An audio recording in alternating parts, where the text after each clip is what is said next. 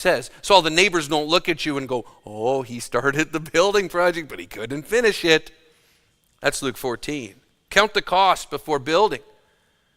But Jesus' point in don't start a project if you haven't counted the cost was actually in relation to discipleship, to being a disciple of Jesus.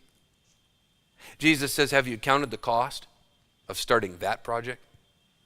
Have you counted the cost of being a disciple of Jesus? The cost is high, friends. It's expensive. Some of you know. Some of you have been there. You know the cost is high. You've faced adversity in your life. Family members, friends, co-workers that want nothing more to do with you. Perhaps you've lost a job. The cost of following Jesus is high. In fact, Jesus said it'll cost you everything. In that same passage where he talks about not starting a building unless you've counted the cost, he says you're going to lose family. Father, mother.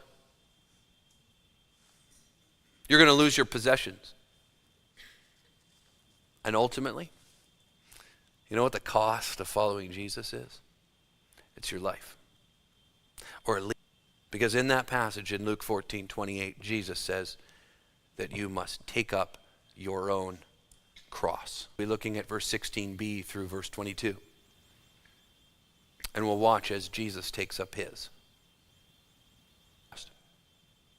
And he gave up everything. And so the question I have for you and for me this morning is this.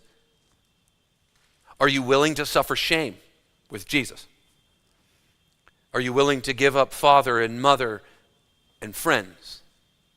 Brothers and sisters, are you willing to see this Christian life through to the end?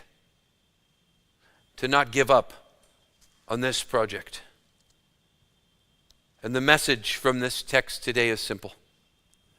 Surrender all to the cross-carrying King. The title of the sermon this morning is Crucifixion.